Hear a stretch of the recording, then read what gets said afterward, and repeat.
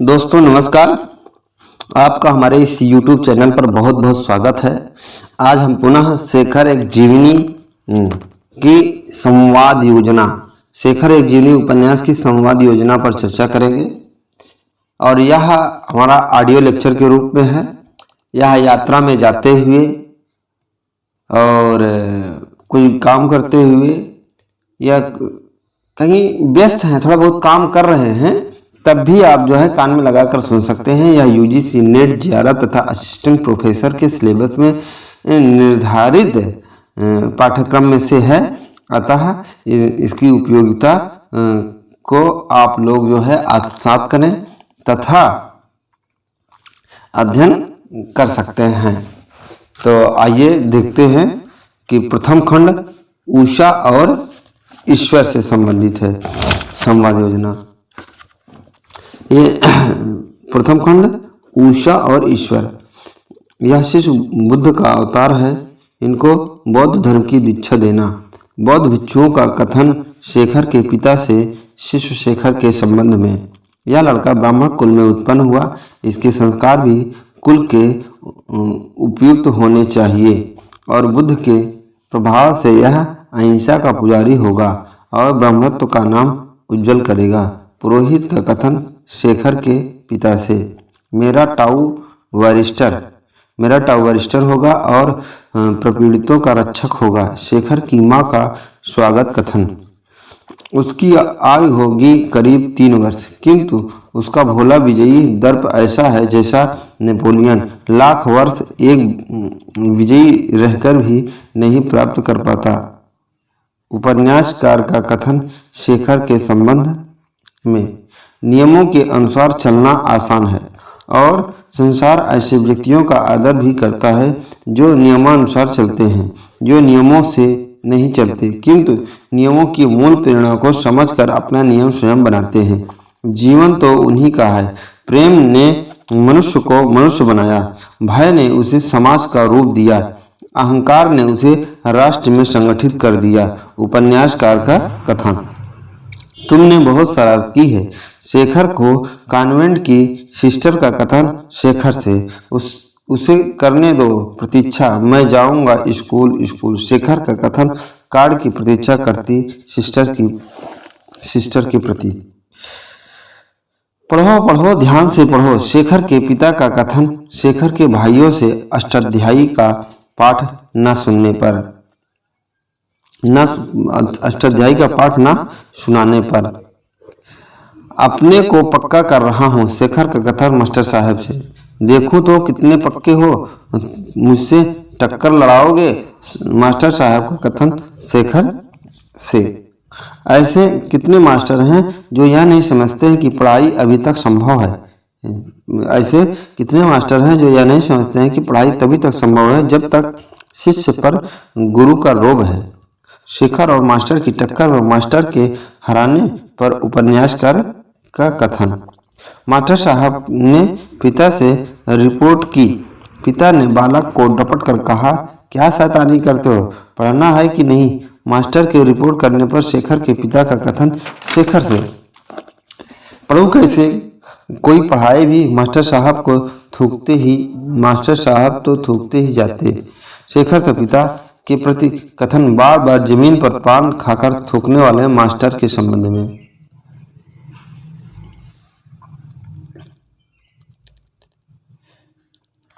उसमें सहज बुद्धि की कमी नहीं थी, किंतु उस पर बुद्धि की प्रवाह गति का निर्देश करने वाली शक्ति संसार में नहीं थी। वह बुद्धि उसकी थी, उसके उपयोग के लिए थी। वह उसका मनचाहा उपयोग करता था और वह जानता है।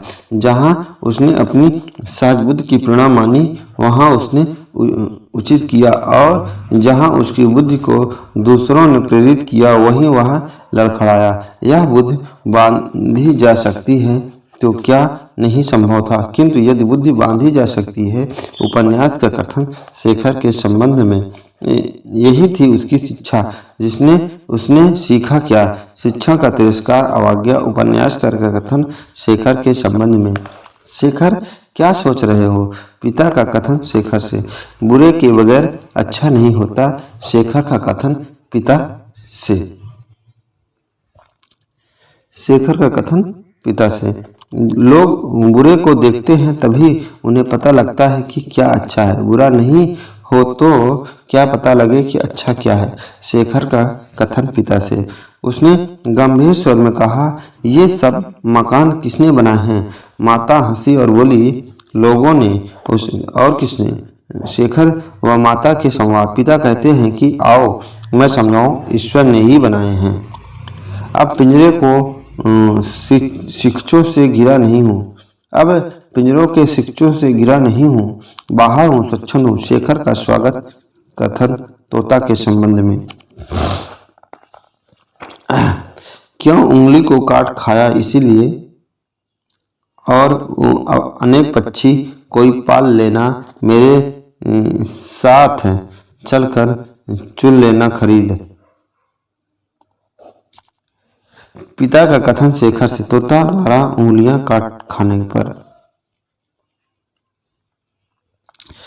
उसने संसार के अलावा एक और संसार और जिसमें पंछी रहते हैं, जिसमें स्वच्छंदता है, जिसमें विश्वास है, जिसमें स्नेह है, जिसमें सोचने की या खेलने की आबाद स्वतंत्रता है, जिसका एकमात्र नियम है वही हो जो कि तुम हो। शेखर का चिंतन। क्या यही जंगल है? क्योंकि उसने सुना था पंछियों का घर जंगल है। उत्तर मिला, नहीं, यह बाग है। बाग में पंछियों के कलरव से आह्लादित होकर शेखर का स्वागत चिंतन। कितना उन्मुक्त होगा वह स्थान जहाँ सब कुछ तो स्वतंत्र होगा ही। ये पौधे भी स्वच्छंदता से उग फूल सकेंगे। और तब उसकी कल्पना के स्वर्ग को एक मूर्त आकार भी मिला और एक नाम भी मिला, जंगल। शेखर का चिंतन। उसने पूछा, अभी उदारता से नहीं, केवल जिज्ञासावश की, क्या और भी लोग उनके साथ नहीं खाते? तो उत्तर मिला, नहीं, जात का कोई नहीं खाता।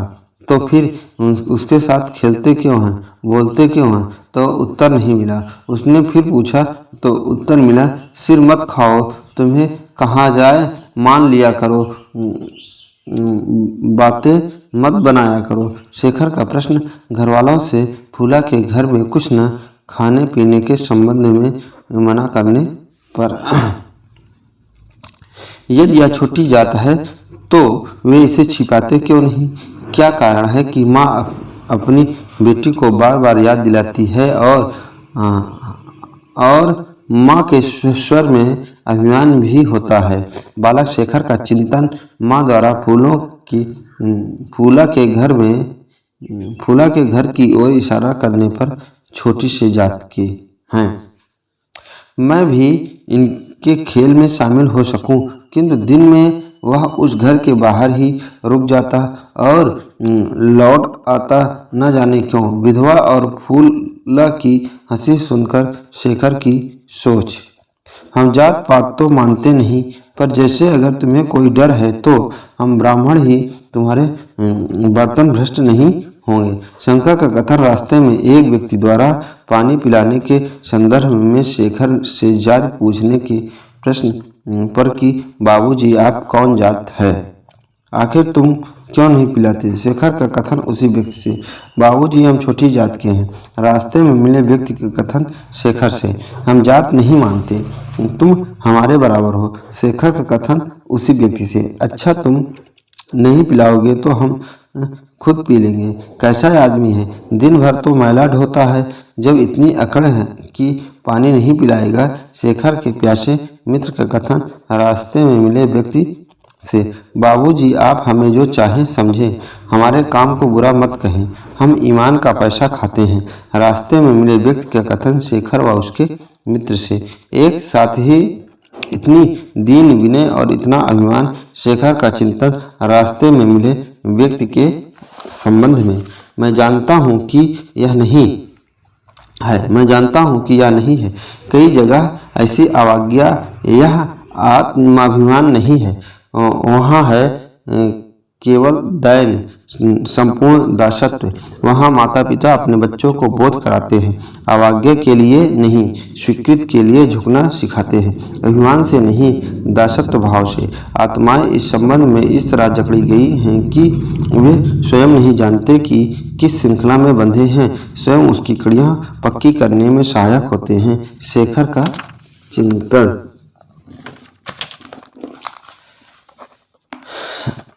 शरीर में इतनी शक्ति ही नहीं कि खेल सके। वे हैं जो खेलते नहीं, जो स्वयं खिलौने हैं जिनसे भी खेलती है। शेखर के पिता का कथन शेखर से करीब विक्रेताओं के बच्चे के संबंध में, गरीब बच्चों के विक्रेताओं के संबंध में। किंतु शिक्षा क्या है? चित्रों का अनुक्रम नहीं, वह भावों का अनुक्रम है। उन भावों का जो उत्तरोत्तर उन्नत पाते हैं, अधिक विस्तृत और गहन होते जाते हैं। विकास गति का एक बुलबुला है, घर क्षणभंगुर है। विकास गति का एक बुलबुला है, क्षणभंगुर है, फिर भी कुछ स्वतंत्र, कुछ गतिमान, कुछ प्रेरक, कुछ उत्कर्षपूर्ण, कुछ अमर है। उपन्यासकार का कथन। वह नंगी थी। शेखर नहीं समझ सका कि कैसे उसकी विशाल भीमकाय प्राकंड नग्नता का चित्रण करते। उसे गढ़ते समय मुद्गार का हाथ नहीं कांपा, उसकी कल्पना नहीं लज्जित हुई। नग्नता का सत्य की तरह नंगा उसके जगत में नहीं था, आने नहीं दिया था। उसके लिए नग्नता झूठी थी, भद्दी थी, अवांछनीय और आदर्शनीय थी। किंतु यह इसीलिए वह स्थिर और अकम्प दृष्टि से उसे देखता रहा, बहुत देर तक देखता रहा। अजायब घर के महावीर सिंह की मूर्ति देखकर शेखर का चिंतन। मानो उसके मन में उस नग्नता को स्वीकार कर लिया। वह उसकी दृष्टि में अंत्याज अनास्वाभाविक सुंदर हो उठी। शेखर के विषय में उपन्यासकार का मत। जब हम साथ चाहते हैं, ध्वनि चाहते हैं, तब नीरवता हमें खटकती है। हम उसे सुनते हैं और वह हमें बोलती हुई जान पड़ती है, उस शब्द से बोलती हुई जान पड़ती है जिसके लिए प्राचीन काल में किसी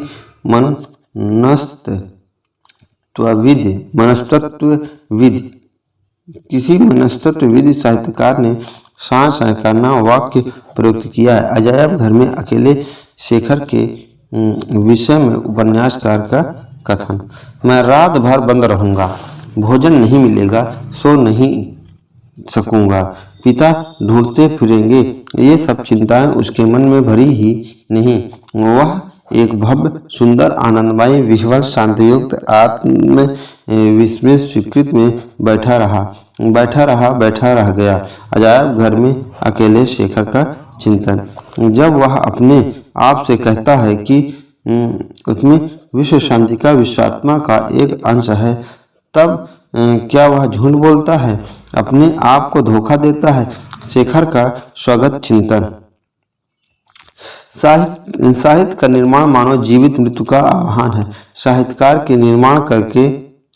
को निर्माण करके और लाभ भी तो क्या, रचयिता होने का सुख भी नहीं मिलता, क्योंकि काम पूरा होते ही वह देखता है, अरे यह तो वह नहीं है जो मैं चाहता था। वह मानो क्रियाशीलता का नारद है, उसे कहीं रुकना नहीं है, उसे सर्वत्र भड़काना है, उभारना है, जलना है और कभी शांत नहीं होना है, नहीं रुकना है। नहीं, शायद इसीलिए उसके पथ के आरंभ में ही विधि उसे रोक कर कहती है, देख इस पथ पर मत जा, यह तेरे पैरों के लिए नहीं है। उपन्यासकार का कथन। भला यह भी कोई बात है कि कोई कह दे यह तुम्हारी बहन है और वह बहन बन जाए?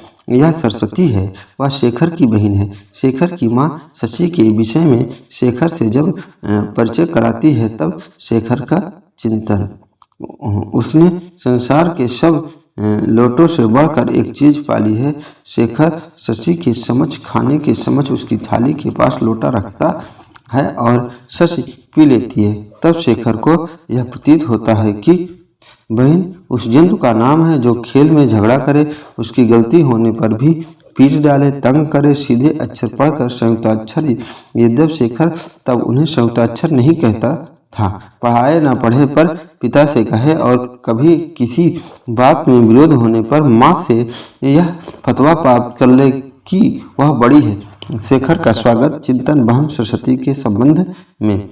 मूर्ख हो ना, वह पानी बाहर बढ़ रहा है, अभी बिलों में से भीतर आने लगेगा, तब उसे बंद करना। सरस्वती का कथन शेखर से चूहों के संबंध में। क्या मृत्यु इतनी भयानक है? शेखर का स्वागत कथन। शेखर, तुम्हें स्कूल जाना होगा, कल चपरासी से लेकर दाखिल कर आएगा। शेखर के पिता का कथन शेखर के प्रति। वायसराय सम्राट का प्रतिनिधि है, सब कुछ कर सकता है, इसीलिए वे लोग उसी के पास फरियाद करने आए थे। भात के लिए शेखर के पिता का कथन शेखर के प्रति। वायसराय ने क्या कहा? वायसराय हर एक की बात थोड़े ही सुनते हैं। शेखर और पिता के संवाद। अब तुम बीमार पड़ेगी नहीं, अभी नहीं, पहले तुम अच्छे हो जाओ, फिर मैं बीमार पड़ गई तो कोई बात नहीं। शेखर और सरस्वती के संवाद। मैं तो अब घर जाऊंगा। दत्त पागल, ऐसी बात नहीं कहा करते। शेखर और मैं तो अब मर जाऊंगा। दत्त पागल, ऐसी बात नहीं कहा करते। शेखर और सरस्वती के संवाद। नहीं है, ईश्वर नहीं है। शेखर का स्वगत कथन द्वितीय खंड बीज और अंकुर। शेखर का जीवन सूना हो गया था और इसीलिए जीवन में जो कुछ आता वह मानो उसके रस की अंतिम बूंद तक निचोड़ लेना चाहता था। हंसी की बात होती तो आवश्यकता से अधिक हंसता था। घूमने निकलता तो पागल कुत्ते की तरह दौड़ता था। लड़ता तो लड़ाई का कारण भूल जाने पर भी विरोध बनाए रखता। उसके जीवन में इतने एक झूठी तेजी आ गई थी, गति का एक भ्रम, जबकि वास्तव में वह निश्चल खड़ा था। उपन्यासकार का कथन। बबुआ, यह लो गोह। गणेशी का कथन शेखर से। इसे धूप पे सूखने डाल दो, सूख जाएगी तब धो लेंगे। शेखर का कथन गणेशी से गोह की चमड़ी के संबंध में। बबुआ, तुम देख नहीं आए वहाँ गोह की खाल सूख गई है नहीं? तुम देख नहीं आए वहाँ गोह की खाल सूख गई है कि नहीं? तब उसने विस्मय दिखाते हुए कहा, कैसी खाल? कौन गोह? गणेशी का कथन शेखर से। यह लो और यह लो। शेखर का कथन माली से। कच्चे आम तोड़कर नीचे फेंकते हुए। बबुआ उत्तर आओ, ईश्वर के वास्ते उतर आओ। माली का कथन शेखर से आम के पेड़ से उतरने के संबंध में। उसे लगा जो जीवन वह जी रहा है वह बाधा के अतिरिक्त कुछ है ही नहीं। आज उसे मौका मिला है उसके संबंध से निकल भागने का। आज वह 3 काटे हुए वृक्षों का सहारा लेकर वह सुंदर देश में जा रहा है जहाँ गंगा जाती है, जहाँ वह समुद्र से मिल जाती है। शेखर का चिंतन केले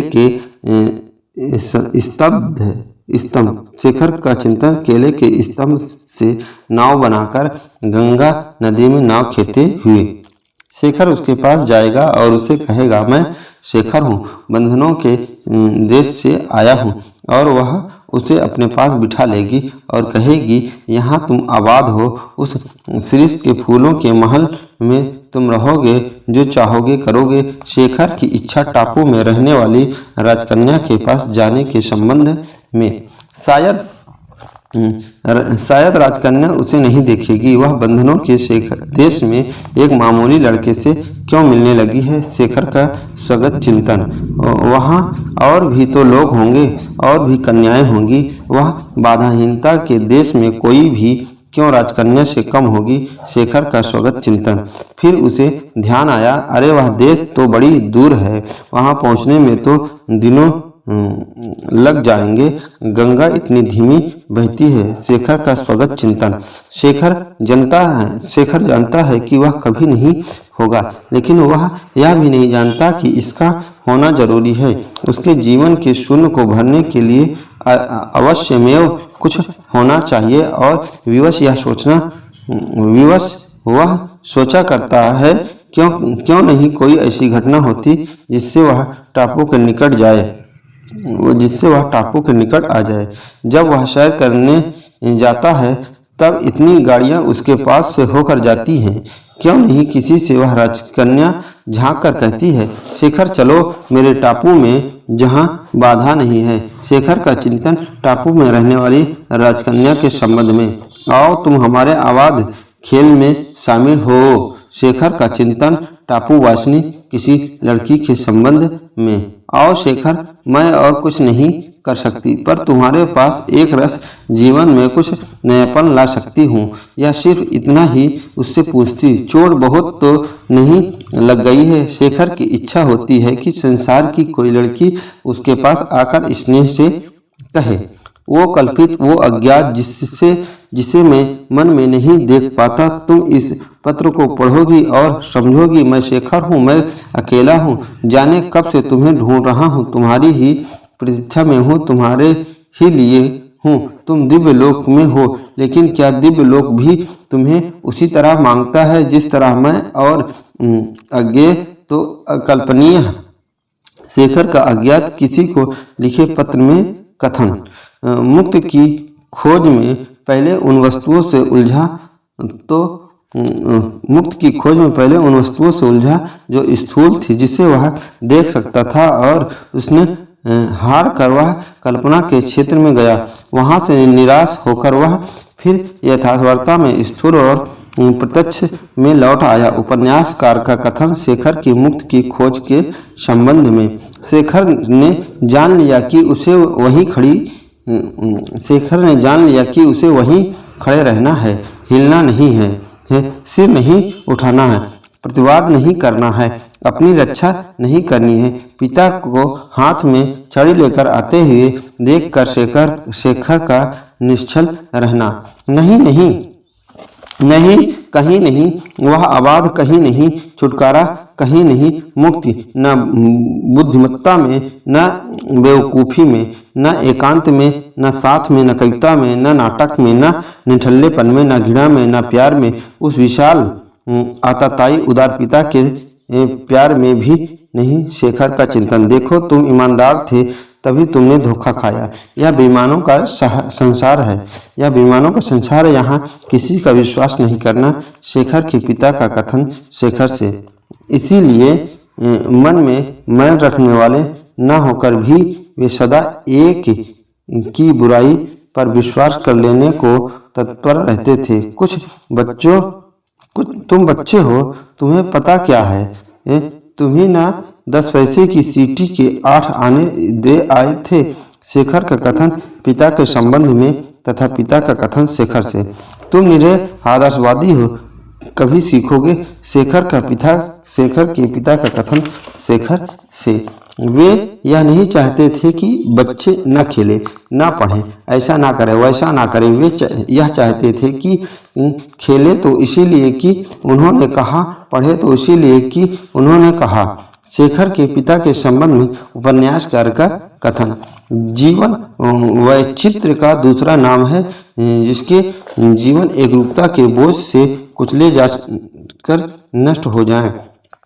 उनके जीवन में भी इतनी घटनाएं हुई होगी कि एक सुंदर उपन्यास बन सके। यदि प्रत्येक व्यक्ति अपनी जीवनी लिखने लगे तो संसार में सुंदर पुस्तकों की कमी न रहे। लेकिन तब जब हर एक को लिखना आता हो। उपन्यासकार का कथन। लेकिन मेरा उद्देश्य उपन्यास लिखना कब है? मैं केवल एक बोझ अपने ऊपर से उतारना चाहता हूँ। मैं अपना जीवन किसी को देना नहीं चाहता, स्वयं पाना चाहता हूँ, क्योंकि मुझे अब उसे वैसे देना है जैसे देकर वह फिर मुझे मिलेगा नहीं। शेखर का स्वागत चिंतन। माँ की ओर आकर्षित पुत्र और पिता की ओर आकर्षित कन्या साधारणता की ओर सामान्यता की ओर जाते हैं, और पिता की ओर उत्कृष्ट पुत्र, माता की ओर आकृष्ट कन्या असाधारण होते हैं। उपन्यासकार का मत। जाओ खेलो, इन सब बातों की अभी तुम्हें क्या पड़ी है? बड़े होंगे तो सब कुछ करना, अभी अपने खेल में रहो। शेखर के पिता का कथन शेखर से। यह नुक्शा शेखर ने कई बार सुना है। वह जानता है कि उसके पीछे सदा कोई उलझन या असमर्थता छिपी होती है, लेकिन वह यह भी जानता है कि इससे आगे कुछ कहना बेकार है। शेखर का स्वागत कथन। तब चिड़ियों के बच्चे कहाँ से आए? अंडों में से निकलते हैं। और अंडे कहाँ से आते हैं? ईश्वर भेज देता है। ईश्वर अंडे कैसे देता है? बारिश के साथ वर्षा देता होगा। शेखर के प्रश्न और उसकी बहन सरस्वती द्वारा प्रदत्त उत्तर। तुम मुझे अच्छा मत समझो, मैं अब भी बुरा हूँ। तुम बेवकूफ़ हो जो मुझे अच्छा कहते हो। उससे मानो उसके अभिमान की पुष्टि होती है। शेखर का स्वागत चिंतन। तुम बड़ा अच्छा, बड़ा भोला समझती हो न मुझे। मैं बदमाश हूँ, बिगड़ा हुआ हूँ और मैंने सब किताबें पढ़ डाली हैं जो तुमने बचा कर रखी हुई है। शेखर का माँ को संबंधित स्वागत कथन। विवाद बच्चों की चीज है। दिखावट और सच्चाई में भेद करना यह बड़ों का अधिकार है। उपन्यासकार का कथन। चंद्र शाबाश, डूब मर शेखर। शेखर का स्वागत चिंतन। बहन जी, भैया कलम नहीं देता। चंद्रा की शिकायत सरस्वती से। शेखर दे कलम। सरस्वती का कथन शेखर से। देखिए बहन जी, देता नहीं है। देखे बहन जी, देता नहीं है। दे दे शेखर, मेरा सिर मत खाओ। चंद्रा और सरस्वती के संवाद। मैंने कहा है अभी लिख कर दे देता हूँ। मानता नहीं है और भी मुझे को डांट रही है। शेखर का कथन सरस्वती के प्रति। मैं कुछ नहीं जानती, पहले उसे कलम दे दे। मैं कहती हूँ पहले उसे कलम दे दे, फिर तेरी बात सुनूंगी। माँ का कथन शेखर से। तृतीय खंड प्रकृति और पुरुष। तृतीय खंड प्रकृति और पुरुष। चलिए, उपासना। उपासना जब हद तक पहुंचती है तब उपास्य ठीक उतना ही मानवीय होता है जितना कि उपासक। बल्कि उपासक के लिए तो वह उसी का एक प्रक्षेपण मात्र रह जाता है जो उसके भीतर न होकर बिल्कुल घटनावश उसके सामने हो गया और इस सामने होने में जाने अस्पृश्य हो गया, जैसे शीशे में उसका अपना प्रतिबिंब पर साथ ही विस्तीर्ण और आबाद हो गया है। शेखर नास्तिक है और मूर्ति पूजक है और सरस्वती ही वह उपास्य मूर्ति है। इसी संबंध में उपन्यासकार का कथन। बहन, मुझे मूर्ति उतनी नहीं चाहिए। बहन, मुझे मूर्ति उतनी नहीं चाहिए, मुझे मूर्ति पूजक चाहिए। मुझे कोई ऐसा उतना नहीं चाहिए जिसको और मैं देखूं, जिसकी ओर मैं देखूं। मुझे वह चाहिए जो मेरी ओर देखे। यह नहीं कि मुझे आदर्श पुरुष नहीं चाहिए, पर उन्हें मैं स्वयं बना सकता हूँ। मुझे चाहिए आदर्श का उपासक, क्योंकि वह मैं नहीं समझ सकता। अपने लिए ईश्वर रचना मेरे बस में है। मेरी ईश्वरता का पुजारी वह नहीं है। पर ये विचार उसके मन में स्पष्ट न होते वह स्वयं उन्हें न समझता और जीवन चलता जाता। शेखर अपनी बहन सरस्वती से यह कहना चाहता है, जो आस्तिक है उसके लिए ईश्वर कहाँ नहीं है और ईश्वर बिना जीवन की कल्पना उसके लिए कब संभव है। लेकिन ईश्वर का घर जो आकाश है उसके आगे भी बादल जाते हैं। शेखर अपनी बहन सरस्वती से यह कहना चाहता है, मैं जानती हूँ तुम्हारे मन में कुछ बात है, कहो कुछ न। और तुम यही क्यों नहीं किसी से शादी कर लेती। सरस्वती और शेखर की वार्ता। तुम चली जाओगी तब भी कुछ नहीं होगा। शेखर की तबीयत के विषय में सरस्वती जब उससे पूछती तब शेखर का कथन। लेकिन भीतर कहीं उसका अंतरम जानता था कि जैसे वह नहीं लिखता है वैसे वह भी नहीं लिखेगी। जब वह लिखेगा तब उत्तर दे सकेगी। सरस्वती ब्याह कर ससुराल चली जाती है और शेखर के भाई पढ़ने के लिए कॉलेज चले जाते हैं। तब शेखर आशा करता है कि सरस्वती उसे पत्र लिखेगी। इसी संदर्भ में शेखर का स्वगत चिंतन सरस्वती सरस के संबंध में। शेखर को जाने क्या हो गया है। वह जो कभी रोता नहीं था अब अकारण रोने लग पड़ता है। कभी रोटी खाते खाते छोड़कर उठ जाता और कमरे में आकर रोने लगता। कभी रोटी खा जाता और आंसू पोंछता जाता। कभी माँ पूछती, शेखर आज तो तुमने कुछ नहीं खाया, तो एकाएक फूट पड़ता। कभी पिता कहते, जाओ लेटर बॉक्स में से डाक निकाल लाओ, तो उसकी खिड़की खोल कर रो उठता और उसे स्वयं नहीं पता लगता कि क्यों रोता है। वह कभी पिता पूछते, क्यों शेखर भाई बहुत याद आते हैं, तो उसे लगता है हाँ यही कारण है कि मैं रो रहा हूँ। भाई याद आते हैं। माँ पूछती है, सरस्वती के पास जाना है, तो उसे लगता है वह सरस्वती को देखने के लिए ही तो रो रहा है। शेखर की मनस्थिति का वर्णन उपन्यासकार के शब्दों में। वह यह निश्चय नहीं कर पाता है कि वह रोता क्यों है। वहाँ उसको यह भावना धीरे धीरे बढ़ने लगी कि संसार में अन्याय ही अन्याय है और यह अन्याय विशेष उस पर किया जाने के लिए है। मानो संसार का पहिया उसी को धुर मानकर उसके आसपास घूम रहा है। जो कुछ है केवल इसीलिए है कि शेखर है, और साथ ही उसकी असहिष्णुता बढ़ने लगी। वह जलने लगा उस अन्याय के विरुद्ध। शेखर का स्वगत चिंतन।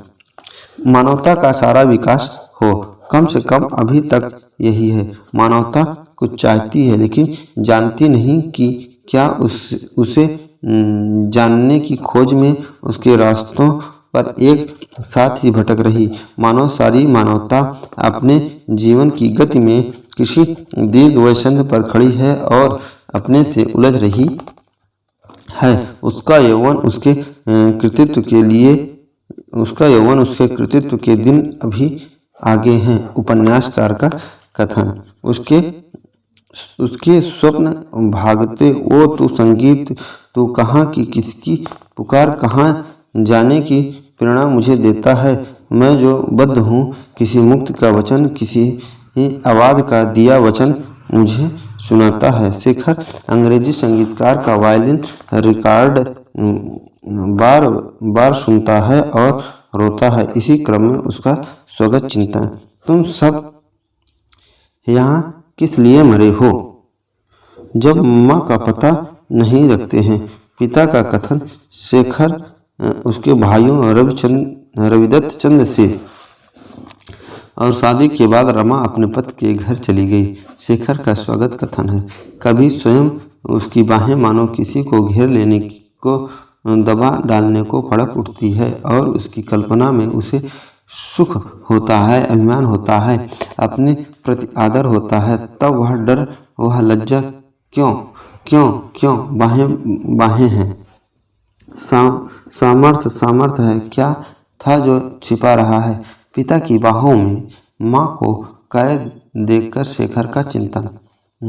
वह कभी अपने पैरों की ओर देखता है, वे उसे अत्यंत भद्दे जान पड़ते हैं। तब वह दाहिने पैर को बाएं पैर के और बाएं को दाहिने के पीछे छिपाने का प्रयत्न करता है और फिर यह सोचकर कि जब लोग उसे उड्डपन पर हंस रहे होंगे अपने को कोसता है। कभी अपने हाथों की ओर देखता है तो वे बहुत बड़े बड़े बेहुदा और निकम्मे जान पड़ते हैं। वह एक हाथ से दूसरे पकड़कर सोचता है कि इन्हें कहीं छिपा दूं या काट डालो, और कहीं उसका ध्यान अपने कपड़ों की ओर जाता है तो संसार में कभी किसी ने ऐसे भद्दे कपड़े नहीं पहने होंगे।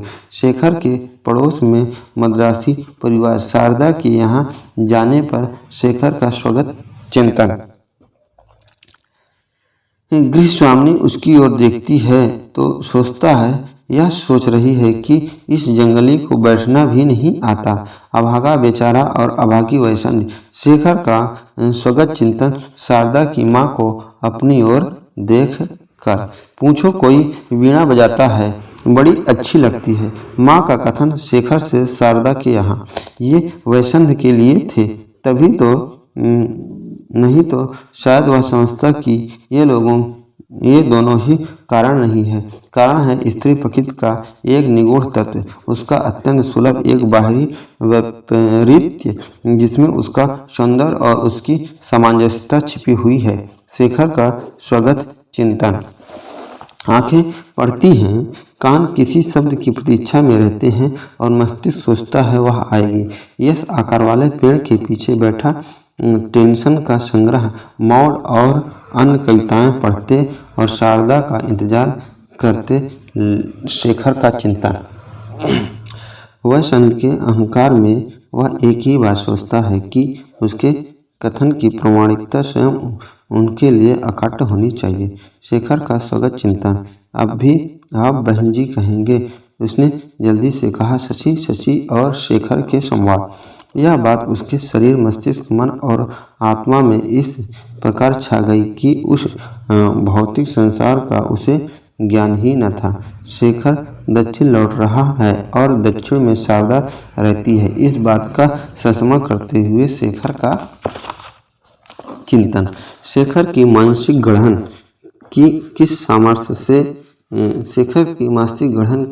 किस सामर्थ्य ने यह शिक्षा के किस सिद्धांत ने या किस अपर शक्ति की किस प्रेरणा ने उस दिन से उसे बचाया है, यह वह नहीं जान सका है। किस चीज़, किस दुर्घटना से बचाया है, इसकी भी कल्पना वह नहीं कर सका। इतना अनुमान उसका अवश्य है कि उस दिन उसके भीतर जो जिज्ञासु असुर जगह था, उसके लिए कुछ भी असंभव नहीं था, कुछ भी जघन्य नहीं था। उपन्यासकार का कथन शेखर के संबंध में। प्रेम और त्याग की विरुद्धावली बहुतों ने गाई है। घृणा और वासना की प्रशंसा कभी किसी ने नहीं की है, लेकिन शेखर के जीवन को उन दिनों इन्हीं दो शक्तियों ने संभव बनाया है। घृणा ने ही उसे इतनी शक्ति दी कि वह सब कुछ खोकर भी संसार को ललकारे, और वासना ने उसे उठाया कि वह चोट का सामना करे जो उसके हृदय को लगी है। उपन्यासकार का कथन शेखर के संबंध में। वह समझा और नहीं समझा, उसमें एक उद्वेग, एक जुगुप्सा भरने लगी है, और उसे नहीं समझ आया कि क्यों पढ़कर उसे ग्लान से वह और पढ़ता। कृष्ण से उसे घृणा होती और घृणा में वह अपने को कृष्ण के स्थान में रखता, और अमृत उसकी आत्मा अपने आप से पूछती जाती, क्यों क्यों क्यों। गीत गोविंद रचना पढ़ने के बाद शेखर के विषय में उपन्यासकार का कथन। शेखर की अनभ्यस्त और भोली आंखों को लगा कि इतना विपुल सौंदर्य उसने कभी नहीं देखा है। अमृतसर के कन्हैया कटरा में सुंदर वेश्याओं को देखकर शेखर का चिंतन। कभी कभी शेखर को लगता था कि उस हंसी में कुछ गंभीरता है, कुछ अभिप्राय है। वह समझ नहीं पाता था कि क्या देखकर। सदा वह विचार आते ही वह अशांत और उद्विग्न हो उठता था। अत्ती की हंसी के संबंध में शेखर का चिंतन। कितना श्वेत चांदनी की तरह शुभ्र था यह, और त्वचा मानो पारदर्शी थी। शेखर को उसमें नाड़ियों की स्पंदन युक्त नीली नीली रेखाएं साफ दिख रही थी। शेखर शांत के कंठ को देखकर सोचता है। वह जानता था कि यह पुस्तक उसके लिए नहीं है, लेकिन अनुभव से उसने यह भी सीख लिया था कि जो बातें वह जानना चाहता है वे उन्हीं पुस्तकों में है जो उसके लिए नहीं है। What all married people should know शीर्षक किताब को पढ़ने के क्रम में शेखर का चिंतन। ज्ञान में सुख है, न जुगुप्सा, लेकिन पढ़ते हुए शेखर को एक जुगुप्सा मैं सुख और एक सुखमय जुगुस्सा का अनुभव हो रहा था। वह कारण दोनों का नहीं जानता था, लेकिन एक विचित्र कपकपी, एक रोमांच सा उसके कंधों से लेकर भुजाओं और पीठ को कांपता हुआ पैरों तक चल जाता था, और उसके अवयवों में जहाँ तहाँ एक विवश अनियंत्रित स्पंदन का फड़कन उठ रही थी। What all married people should know किताब पढ़ते समय शेखर की अनुभूति का वर्णन सब की गत एक ही ओर है, एक ही घृणित पाप कर्म की ओर, जिसे उसके माता पिता ने किया है। सृष्टि के आरंभ में प्रत्येक माता पिता करने आए हैं। यही है प्यार, यही है प्यार, यही जिसके लिए वह शारदा को चाहता था। यह अकथ घृणित अचिंतनीय भ्रष्टाचार। अच्छा है कि तुम मर जाओ, अच्छा है कि शारदा मर जाए, अच्छा है कि सारा संसार मर जाए। यदि यही होना है तो यह है ज्ञान, यह है सत्य, वास्तव है, यह है यथार्थता, यह है ज्ञान। What all married people should know किताब पढ़कर शेखर के समझ सारी गुत्थियाँ, सरस्वती की लज्जा, शांति के आंसू, सावित्री का मौन, शशि का आग्रह, शारदा का कथन स्पष्ट हो जाती है। इसी संदर्भ में शेखर का चिंतन। चतुर्थ कथन, पुरुष और परिस्थिति। चतुर्थ खंड, पुरुष और परिस्थिति। चतुर्थ कथन, पुरुष और परिस्थिति।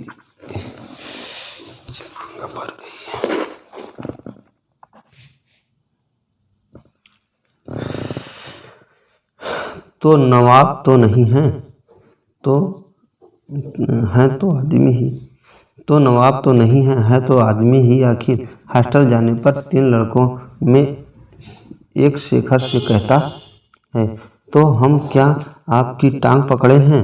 किसी आराम भला, या भी कोई शराफत है? अरे भाई, नाम तो पूछा है, कोई खाकर तो नहीं खाएं, खा तो नहीं खा जाएंगे। अरे भाई, नाम तो पूछा है, कोई खा तो नहीं जाएंगे। शेखर के द्वारा लड़कों से यह कहने पर कि मुझे आराम करने दीजिए, इस पर लड़कों का कथन, निकल जाइए आप सब मेरे कमरे से। शेखर का कथन लड़कों से, वह गलत है, घृणित है, पापमय है। पर ईश्वर ने स्त्रियां तब स्त्रियां बनी क्यों है क्यों? माता पिता, भाई बहन, शशि, शारदा, सभी की उत्पत्ति पाप कर्म के जानने पर शेखर का स्वगत चिंतन। यदि स्त्रियों के होने के कारण उसे इतना कष्ट हुआ है, फिर भी ये स्त्री न होती तो शेखर वह भी नहीं सकता। यदि स्त्री नहीं होती तो शायद वह भी नहीं सकता। शेखर का स्वागत चिंतन। क्या वह जरूरी है कि स्त्रियों की ओर उसी डाकू वृत्ति से देखा जाए, समझा जाए कि या तो वे एक पापकर्म विशेष में पुरुषों की संगिनी हैं और पुरुषों की शत्रु हैं, भयंकर हैं? शेखर का स्वागत चिंतन।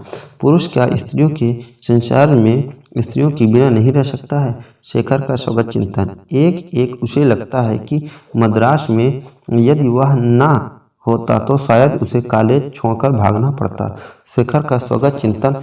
कुमार के विषय में जो सच्ची बात है उसे कहने में क्या हर्ज है, लेकिन तुम मना करते हो तो नहीं कहता है। कुमार का कथन शेखर से, ऐसे लगता है जैसे इस दुनिया में तीसरा कोई नहीं है। शेखर का कथन कुमार से, हर एक की दुनिया उतनी ही होती है जितनी कि वह जानता है, क्योंकि अपनी अनुभूति से बाहर जो है उसे हम कैसे जाने कि वह है भी। मुझे पता है कि मैं पीछे बहुत सी दुनियाएं छोड़ आया हूँ, और यह भी है कि आगे भी बहुत सी दुनियाएं होगी, लेकिन एक को मैं अभी जानता नहीं, दूसरी इस क्षण में मुझे मिथ्या लगती है। मुझे मिथ्या लगती हूँ, मेरे अनुभव में नहीं आती। मिथ्या लगती हूँ, दूसरी क्षण मुझे मिथ्या लगती हूँ, मेरे अनुभव में नहीं आती। इस समय मेरी दुनिया की सीमाएं हैं, पीछे यह चट्टान, सामने यह बादल और उसके पीछे उदय होने वाला चांद। इधर मैं और इधर तुम। शेखर का कथन कुमार से। आज तुम भी सच्चा नहीं लगता, आज कुछ भी सच्चा नहीं लगता है, सभी स्वप्न है। लेकिन जिस स्वप्न का मैं इस समय एक एक अंग हूँ, वह कितना मधुर लग रहा है। बताओ, तुम मुझे अपने से बड़े क्यों नहीं लगते? मुझे क्यों लगता है कि तुम छोटे हो और मैं जैसे तुम्हारा संरक्षक, तुम्हारा गार्जियन, एंजल, देवी रक्षक हूँ और तुम मुझ पर निर्भर करते हो। शेखर का कथन कुमार से। मैं तुम ही पर निर्भर करता हूँ। कुमार का कथन शेखर से। मैं एकाएक बात में तुम्हारी ही तो सहायता मांगता हूँ और मैं हर एक बात में तुम्हारी ही तो सहायता मांगता हूँ और मेरा है कौन यहाँ। लेकिन मुझे यह भी विचार रहता है कि कहाँ तक। कुमार का कथन शेखर से। धीरे धीरे चांद निकल आया। शेखर ने देखा चांद के बाहर आते ही वह बादल का टुकड़ा जो अभी तक एक चांदी की झालर की सजा हुआ था, काला पड़ गया है और चांद के प्रकाश में आसपास तट की रेत की बिछलन में काले धब्बे से पत्थर बिखरे हुए दिखने लगे थे। शेखर के विषय में आगे का कथन। कुमार, यदि मेरे अतिरिक्त तुम और किसी के हुए तो तुम्हारा गला घोट दूंगा। शेखर का कथन कुमार से। उसे उतने रुपए चाहिए, दोबारा सोचने की जरूरत नहीं है। यदि भेजने हो तो भेज दे, नहीं तो ना भेजे। शेखर के पिता को लिखे चिट्ठी में यह लिखा था, मेरे पास पैसे नहीं हैं और शीघ्र आ जाएंगे, इसकी कोई संभावना भी नहीं दिखती है। शेखर का कथन कुमार से। क्यों है गरीबी, क्यों है धन, क्यों ऐसा है कि एक आदमी मनोरंजन की इच्छा रहने पर सिनेमा सर्कस नहीं जा सकता और क्यों एक दूसरा आदमी उसका जान संभव बनाने में समर्थ रखते हुए उसे जाने से रोक देता है। हॉस्टल के कमरे में लेटा हुआ चिंतन करता शेखर। क्या है वह प्यार से भी बढ़कर आकस्मिक घटना, प्यार से भी बढ़कर व्यक्ति जो प्यार को संभव बनाती है, जो परिस्थिति उत्पन्न करती है जिसमें प्यार हो सके, जिसमें दो आत्माएं मिल सके। शेखर का स्वागत चिंतन। लेकिन एक जरूरी है कि प्यार के लिए कोई दो परस्पर एक दूसरे के साथ बिके, एक दूसरे के गुलाम बने। क्या दास्ता के बिना प्यार नहीं है? यदि है तब फिर यह सीमा भी क्यों हो कि प्यार दो इकाइयों के बीच हो? क्यों यह जरूरी है कि किसी को ही प्यार किया जाए? क्या प्यार की भावना किसी स्थूल एकांकी विषय ये अलग नहीं की जा सकती है? क्या जरूरी है कि मैं प्यार करता हूँ इस वाक्य का अनिवार्य अनुवर्ती हो यह कथन कि किसे प्यार और वह कौन भी एक ही हो? क्या सारी मानवता को ही प्यार नहीं किया जा सकता है? क्या प्यार को ही प्यार नहीं किया जा सकता है? शेखर का स्वागत चिंतन कुमार के संदर्भ में। ओ तू मानव, वो आकारहीन घनीभूत मानव मात्र जिसका मैं एक अंग हूँ। मैं अपने को अपने प्रियों को भूल कर तेरा ही होना चाहता हूँ। तुझे प्यार करता हूँ और तुम्हें प्यार करने की इच्छा और अपनी सामर्थ्य को प्यार करता हूँ और तू मुझे शक्ति दे कि तुम्हें ही प्यार करूँ और तेरे प्यार को सह सकूँ। शेखर कविता लिखते हुए। वो तू मुझे शक्ति दे कि तुझे प्यार करूं और तेरे प्यार को सह सकूं। शेखर अपनी लिखी एक कविता पंक्ति दोहराते हुए। मैं तुम्हारा कर्जदार हूं, इसी बूते पर तुमने मेरा इतना अपमान किया है ना। मैं कुमार का कथन शेखर से। शेखर ने धधक कर कहा कर्जदार, लेकिन फौरन ही शांत होकर बोला, ठीक है, तुम्हारी पैसों के मोल बिकी आत्मा अगर उससे बड़ी बात नहीं सोच सकती तो उसका दोष नहीं है। शेखर का कथन कुमार से, वह भी अछूत, वह था ब्राह्मण और वह उसके रक्त में सन लगा था और उसके हत्यारे थे ब्राह्मण, जिन्होंने उसके पास आने की छूत से बचाने के लिए स्वयं उसके पास जाकर उसे पत्थरों से मारा होगा, ब्राह्मण नहीं। ब्राह्मण जो शेखर है और अछूत वही अछूत जिसे शेखर ने कंधे पर लादा था और उसका रक्त घायल अछूत स्त्री के संबंध में शेखर का चिंतन। भाई, एक प्रेम होता है जो साष्टांग करके रास्ते में बिस जाता है, एक होता है जो हर समय गुदगुदाता और चुटकियां काटता चलता है। देवदास को कभी कोई उसकी हृदयहीनता पर आक्षेप करता था तो वह हंसकर वो यह कहता था, धर्म संस्कृत का आदर्श नियम है, इसीलिए धर्म की बुराइयां संस्कृत से पैदा होती, इसीलिए संस्कृत बुरी है। यह केवल तर्कना शक्ति का नट का तमाशा है। संस्कृत की बुराई अगर हमें देखनी है तो संस्कृत में स्पष्ट देखनी होगी, इस प्रकार दूर से सिद्ध करनी होगी, नहीं तो कहीं अच्छा कुछ है ही नहीं, बुराई ही बुराई है। और यह हमारी अशांति भी तो उस बुराई में पैदा हुआ मनोविकार है। मानव बुरा होकर अच्छी बात सोच कैसे सकता है? शेखर का कथन राघवन से, यह तर्क भी तुम्हारा खतरनाक है, लेकिन दृष्टि से यह हिंसा का सिद्धांत प्रतिपादित करना तुम्हारे कहने के अनुसार चले तो हमारा काम सिर्फ यथार्थ बुराई का नाश ही है, ध्वंस लीला ही है। यह बुराई पैदा ही न हो, इसका संबंध तुम्हारी दृष्टि में खाम ख्याली है। सदाशिव का कथन शेखर से, ध्वंस को मैं गलत नहीं मानता, न उसे हिंसा ही कहता हूँ। हिंसा वह है जहाँ प्रेरणा हिंसा की है, जहाँ अनिष्ट करने की चेष्टा है। इच्छा के लिए की हुई हत्या भी हिंसा नहीं है, बशर्ते कि यह इष्ट व्यक्ति का नहीं शिष्ट मात्र का हो। शेखर का कथन सदाशिव से, बुराई को रोकने की चेष्टा भी आप तभी कर सकते हैं जब आप जानते हो कि यह बुराई है क्या। आपकी बचाव की कोशिश एक आदिम आक्रमण से शुरू होगी, क्योंकि बिना इसके आप बचाव करके किससे अज्ञा शून्य में बचने का आयोजन वैसा ही है जैसे छाया से लठैती करना। शेखर का कथन सदा शिव से, इष्ट के मामले में कुछ समझते हो, व्यक्ति के लिए अपने को धोखे में रखना कुछ बहुत कठिन है। ऐसे भी लोग हैं जो समाज को शुद्ध रखने के नाम पर वेश्याओं के पास जाते हैं।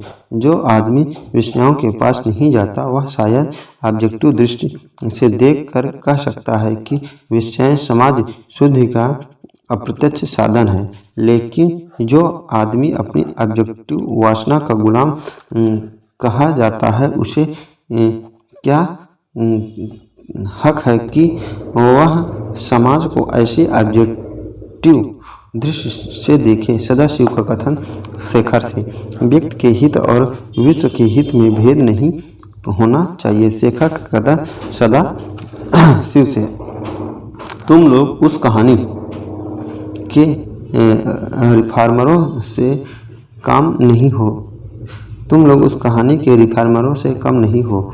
यह तुम लोगों का बहस मुबाहसा तुम्हारे आत्मसम्मान को भले ही बढ़ाए, किसी काम का नहीं है। इसमें व्यक्ति का हित है, विश्व हित नहीं। चाहे तुम किसी दृश्य से देखो, विश्व हित काम करने से है।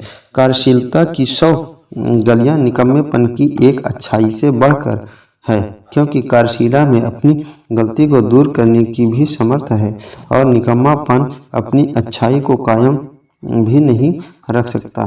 देवदास का कथन शेखर और शिव से, संशय मानव का अधिकार है, लेकिन अगर वह उदारता नहीं पैदा करता तो वह मानव का शाप है। देवदास का कथन शेखर और सदाशिव से।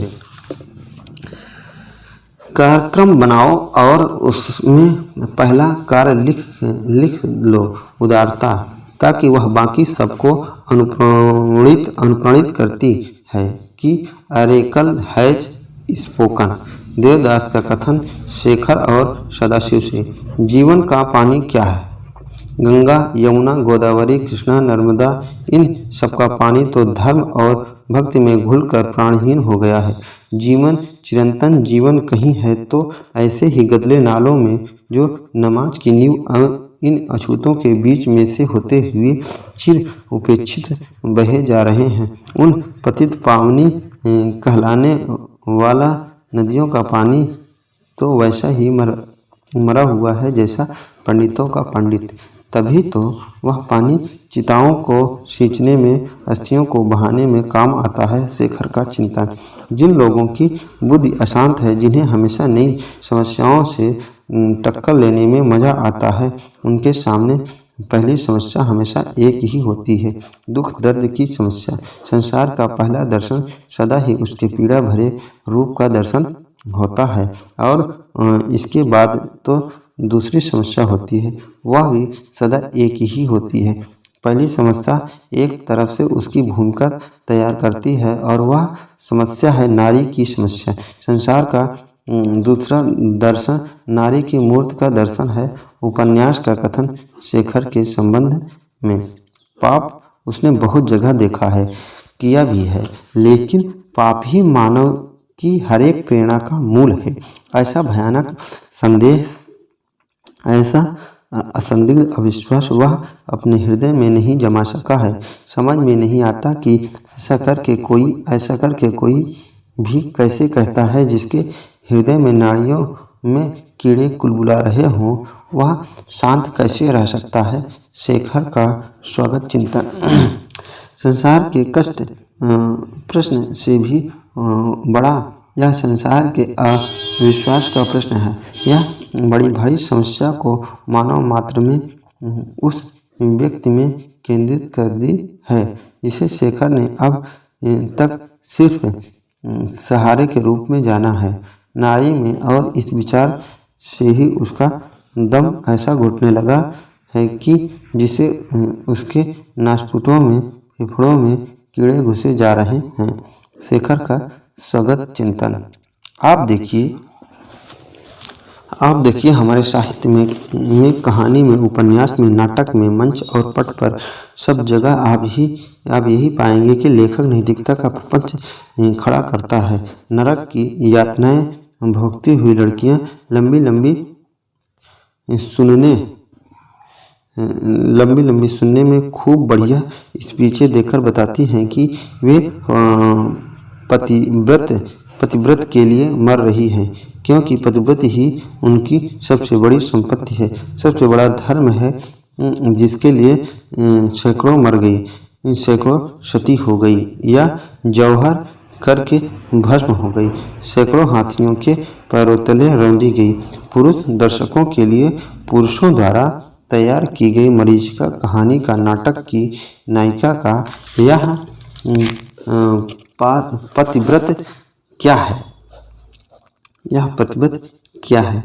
यह एक गुलामी है, चाहे इस शहर से स्वयं स्वीकार की हुई गुलामी, जिसके द्वारा वह अपने को पति के यानी दर्शक के, पुरुष जाति के और इस प्रकार अंततः दर्शक के अधीन करती है, क्योंकि अपने पुरुषत्व के कारण दर्शक के प्रतिनिधित्व में वह पति है। और नायिका की दारुण यातनाओं का यह विभत्स दिग्दर्शन वह उसी के लिए है, उसके व्यक्तिगत अहंकार की पुष्टि करता है। शेखर का भाषण हॉस्टल के एक छोटी सी मीटिंग में हम ठोकरें मार कर स्वीकृत लेते हैं, तभी स्त्रियों के बनाए हुए साहित्य में वह शक्ति नहीं आती है।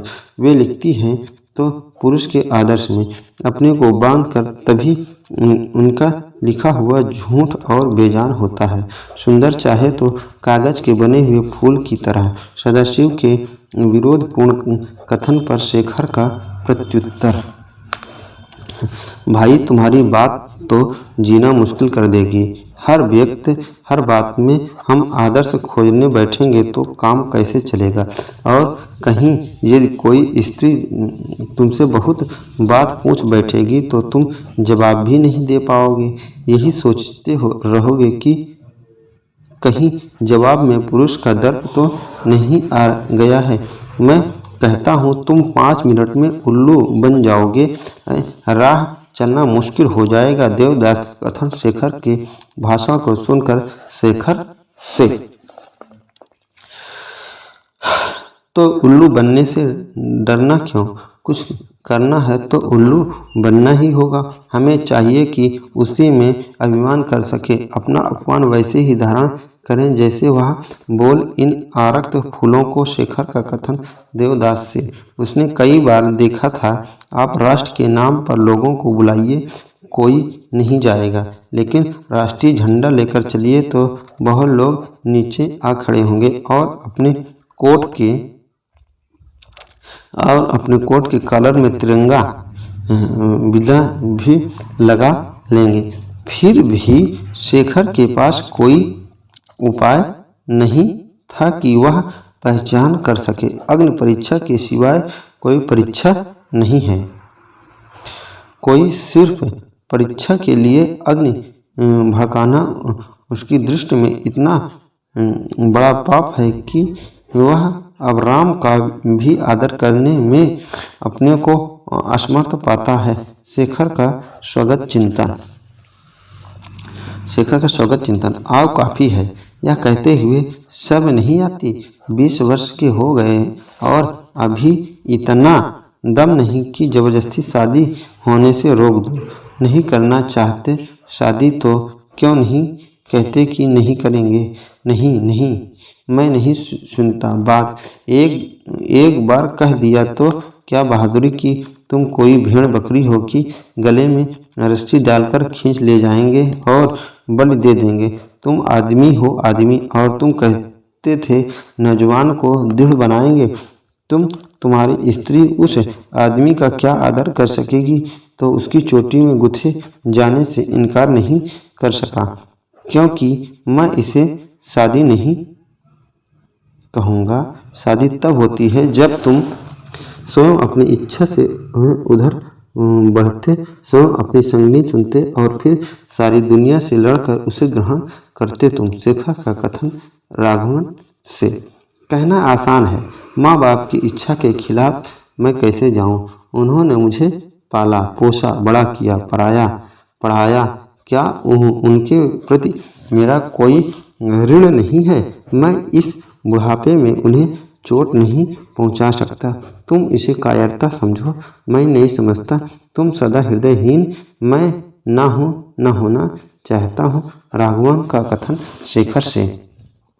लेकिन 20 वर्ष तक मेहनत करके उन्होंने तुम्हें इस लायक बनाया कि तुम अपने पैरों पर खड़े हो सको, स्वाधीन हो सको। क्या उसके प्रति तुम्हारा ऋण नहीं है? मानवता के प्रति तुम्हारा ऋण नहीं है?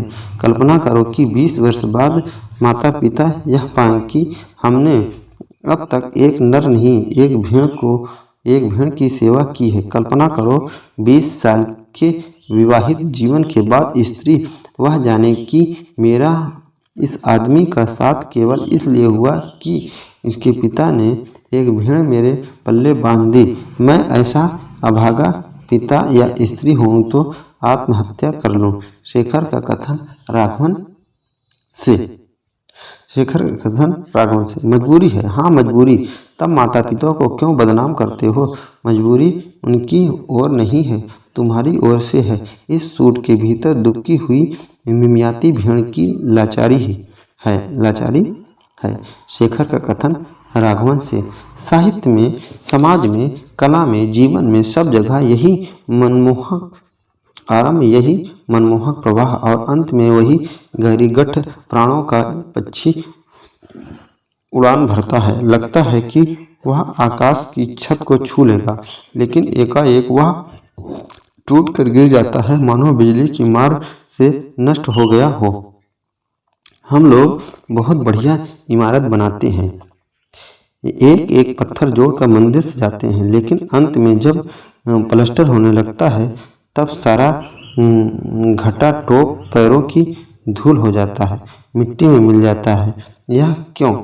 इसलिए कि हमारे आदर्श डर की भीत पर कायम है, हमारे विशाल भवनों की नींव खोखली है और जैसे कि शास्त्र भी कहते हैं,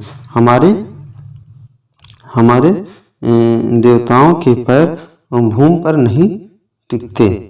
समाज की सड़ती हड्डियों को भड़कीले लाल रेशम में लपेटकर हम कहते हैं, देखो हमारा युवा समुदाय। शेखर का संपादकीय लेखन।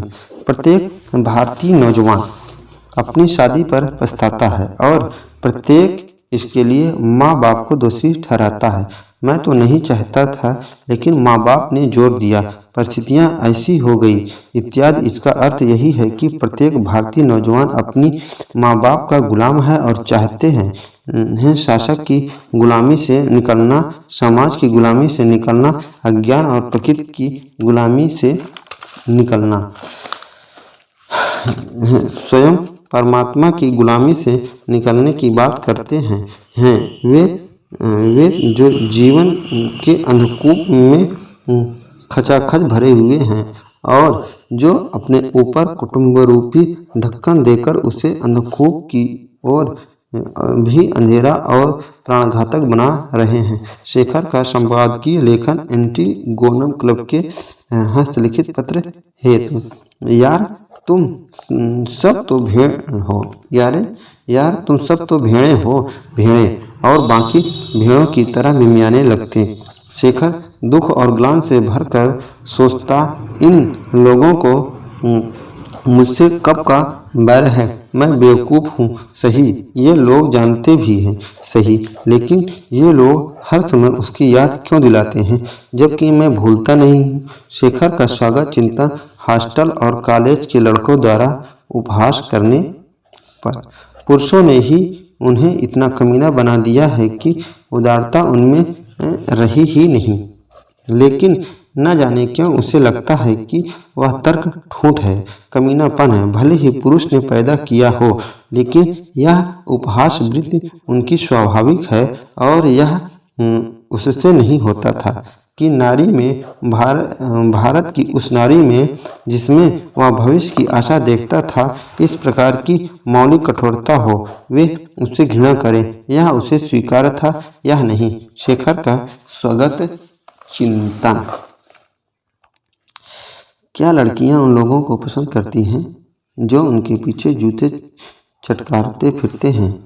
वैसे लोगों की तो ये परवाह नहीं करती है। वे जानती हैं कि ये तो बेदाम के गुलाम हैं। इन्हें वह आदमी पसंद होता है जिन्हें जीतने में शिकार का लुत्फ, आगे कुछ खतरा हो, कुछ तकलीफ हो।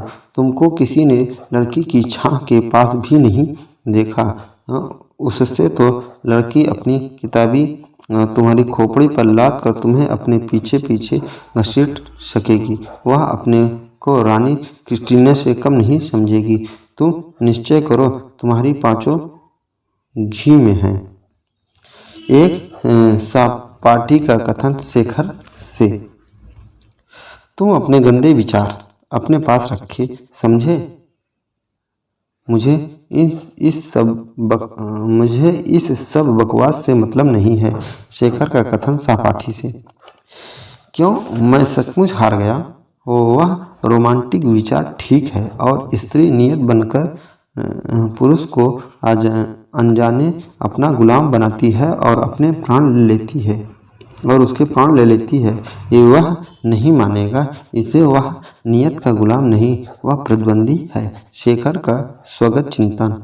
उन बच्चों के मध्य में उसे लगा कि वह रक्षक है, समर्थ है। वह भूल गया कि वह एक भाराक्रांत, थका हुआ और बेवकूफ़ शिकार है जिसके पीछे कई शिकारी लगे हैं। शेखर का स्वगत चिंतन। पहले मैं समझता था मैं आपको सेवा करने आया हूँ, यह मेरी देन है, लेकिन आप लोगों ने मुझे सिखाया है कि झूठ था। हम लोग अपने घमंड में रहकर बूढ़े हो गए हैं। सूखे काठ की तरह अकड़ गए हैं। अब हमें आपसे विनय सीखना है, आपसे नरमाई पानी है, आपसे नया जीवन और नया यौवन पाना है। आज मैं आपकी जबान पर यह छोटे छोटे बिना अर्थ के अक्षर देखता हूँ जो हम कायदे में से आपको सिखाते हैं, लेकिन यह दिन ऐसा आएगा जब आपकी इसी जबान पर एक नई भाषा के शब्द होंगे। शेखर का रात्र पाठशाला के जलसे कार्यक्रम में भाषण। जिन लोगों के साथ ठहरना और खाना मैंने स्वयं चुना है, ये सभी अछूत हैं, आदर्शनीय हैं, लेकिन मैं आपसे कहता हूँ कि उनमें मैंने मित्र पाए हैं और भाई पाए हैं। कोई उन्हें पूछता नहीं है, देखता नहीं है, उसके पास नहीं जाता, इसीलिए उनके दिल सच्चे हैं, ताजे हैं और आग से भरे हैं। उन लोगों से कोई बात नहीं करता, इसीलिए उनमें अनुभूति और भी तीखी है। आप ही वे लोग हैं, आप ही मेरे संगी और स्नेही हैं, आप ही मेरा कार्यक्षेत्र हैं और आप ही मेरी शक्ति। मैंने आपको अपनाया है, पहचानना है और मैं इसमें सुखी हूँ, लेकिन आप इसके लिए कृतज्ञ मत होइए। आप उस तरह अपने को छोटा मत बनाइए। मैं ब्राह्मण होकर आप लोगों को अपने साथ ले रहा हूँ, आपका भाई हूँ। मैंने आपका अपना आपको दान नहीं किया, मैंने आपको पाया है। शेखर का भाषण रात पाठशाला के जलसे कार्यक्रम में। भूलना गलत है, भूलना असंभव है। वह भाराक्रांत है, थका हुआ बेवकूफ़ है और चारों तरफ से घिरा है। शेखर के संबंध में उपन्यासकार का कथन, आगे मृत्यु है, फिर उठेगा, फिर पानी भर जाएगा, बेहोश हो जाऊंगा और अनजाने में मर जाऊंगा। व्यर्थ सांस क्यों लूं? मृत्यु यही सही मृत्यु। मैं जान लूँगा कि मृत्यु क्या होती है, अनुभव कर लूँगा। यही घबराना नहीं चाहिए, यहाँ घबराना नहीं चाहिए। ऐसा शायद किसी ने बतलाया है, घबराना नहीं है। शेखर का स्वगत चिंतन। उसने सौंदर्य में जो वेदना को भुला देने की संघर्ष से बच भागने की कोशिश की थी, वह व्यर्थ थी, गलत थी। सौंदर्य कुछ नहीं है अगर वह शक्ति नहीं है, प्रेरणा नहीं है। वह समुद्र ने सिखा दिया है। सौंदर्य वही है जहाँ संग्राम है और उसे वही देख सकता है जिसके भीतर शक्ति है। वह आदि शक्ति को जिसने एक बार देखा है, उसने अपने को सदा के लिए समर्थ बना दिया है। वह पथ भ्रष्ट बना दिया है। वह पथभ्रष्ट नहीं हो सकता है, मर सकता है पर चुक भी नहीं सकता है, नष्ट हो सकता है पर कीच में नहीं रंग सकता है। शेखर का स्वगत चिंतन। स्वगत चिंतन। पढ़ते तुम हो लेकिन पढ़ाई नहीं होती है। क्लास में तुम सदा अच्छे रहते आए हो, अब देखता हूँ। सदाशिव का कथन शेखर से। मैं कल परसों चले जाने की बात सोच रहा था, तुम भी चले तो अच्छा हो। इकट्ठे होंगे तो दोनों को प्रोत्साहन भी मिलता रहेगा। सदाशिव का कथन शेखर से। शेखर, मुझे बताओ तुम्हें क्या दुख है? सदाशिव का कथन शेखर से। कितने घंटे पढ़ते हो? हफ्ते भर में क्या सूरत निकल आई है? कुछ मद्रास के लिए भी छोड़ दो ना। सदाशिव का कथन शेखर से। तुम तो ऐसी डरती हो जैसे मैं कोई भूत हूँ। शेखर का कथन शारदा से। तुम मुझे बताए बिना ही क्यों चली आई थी और तुम मुझे बताए बिना कहाँ गुम हो गए? मैं तो जानती भी नहीं कि तुम कहाँ हो। शेखर का शारदा के संवाद एक दूसरे के प्रति। तुमसे कुछ मांगता है, वादा करो कि दोगे। वचन दो कि अपने जीवन से ऐसा खिलवाड़ नहीं करोगे, उसे खतरे में नहीं डालोगे। शारदा का शेखर के प्रति संवाद। पहले मैं नहीं जानता था कि प्यार क्या होता है, अब जानता हूँ कि मैं तुम्हारा आदर कर सकूँगा। शारदा, बताओ प्यार करती हो? शेखर का कथन शारदा से। जिस जिन बातों का ना हुआ होना ही अधिक उचित है, उन्हें याद करने में कुछ लाभ है, ऐसा मैं नहीं समझती है। शारदा का कथन शेखर से। तुम्हें प्यार मुझे खेद है कि मैंने तुमसे कभी बात भी की। शारदा का कथन शेखर से। अपनी माँ के पागलपन से मैंने बहुत कुछ सीखा है। जो भोग चुके हैं वही गुरु होने के काबिल होते हैं। अपनी माँ के पागलपन से मैंने बहुत कुछ सीखा है। जो भोग चुके हैं वही गुरु होने के काबिल हैं।